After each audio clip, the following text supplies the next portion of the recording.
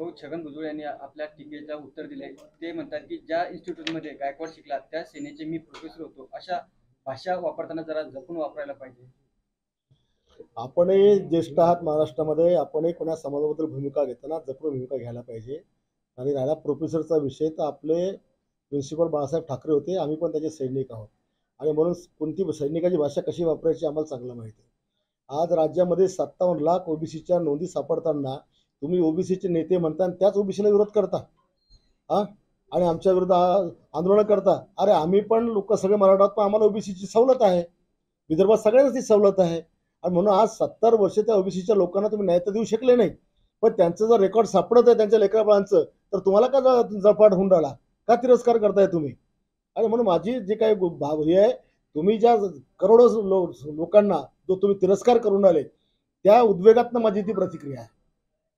आणि याला मंत्री बनवून काढायचा अधिकार मुख्यमंत्र्यालाच आहे.